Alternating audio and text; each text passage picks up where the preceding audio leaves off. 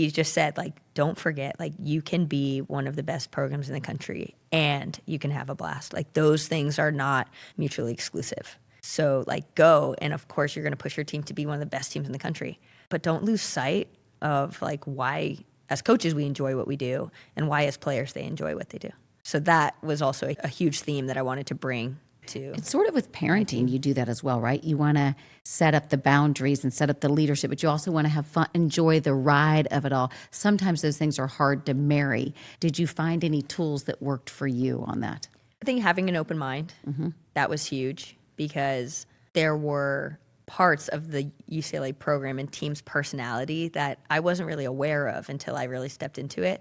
And at times there were crossroads where I had to decide, am I going to embrace that, or am I going to try to change that to fit more what I want? The team was a lot, not, I guess you could say looser. It was a lot like louder, goofier maybe than I anticipated. And at first, I will admit, maybe more than I was comfortable with. But I quickly learned, like, that's this team's personality. Yeah. And if I don't foster that, we're not going to be as good as we can be. So I had to have that flexibility to recognize that maybe exactly what I wanted wasn't going to be the best fit for what we were trying to do. And so having that open mind was, I think, a critical decision I made. And as far as playing times as a coach, you've got to decide who you're playing when. Yeah. But now to just jump back to like my world, just AYSO and like being a parent, I feel like all parents think their kids are the greatest and need to be in. Any advice to a parent listening, like just zip it and sit there and let me do my thing as a coach, or what's the best advice you can give on that?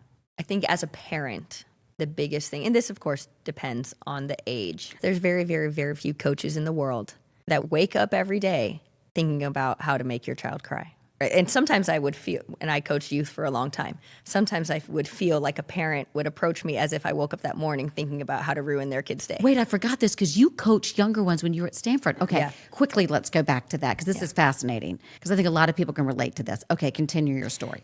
So I was a youth coach for the longest time. 2 teams. Yes, and of all ages. So I coached 6-year-olds, I've coached 18-year-olds, and in the club that I worked for, you would keep the same team from the time they were 6 to 18. So through all the ages and stages you can imagine. And I think the hardest part as a coach was when a parent would approach you as if hurting their kid's feelings was your intention. And that oftentimes coaches are not doing that, right? They're trying to balance development. They're trying to balance 18 other players' playing time. They're trying to do all of these things. And that was when I would feel the most like frustrated, one, but also just upset as a coach, because I'm like, clearly my intention was not to make your kid cry. Like, clearly my intention is to do what's best for this team and do what's best for these players. Yeah. And I was always, encouraged by the conversations I could have with parents when they understood that. And they came from a place of understanding that we both want what's best for their kid, and now we can find a way to do that, as opposed to the opposite, which is, I think, parents really just feeling bad because their kid feels bad. Is there anything parents can do better as opposed to saying, hey, you should have played more? You see this on the sidelines a lot of times. Yeah, which is like, maybe help me understand why my player's not getting as much time. Are there things that they're doing in training that I don't see that's affecting this decision? One of the best stories I have, and I love this family to death, I had a young player who often would elaborate her injuries, especially when she would make a mistake. Like she'd make a bad pass. Oh no, my ankle. Oh, the ankle. Whatever it was. And the hammy. It was becoming a bit of a habit. And again, I was a young coach. I maybe wouldn't do this today because she was probably like 12. But I called her bluff. So in warm-up, she made a bad pass. She told me, I think I just pulled my hamstring. I said, oh my gosh, that is very serious. I cannot let you play today because that's so serious. I'm concerned for your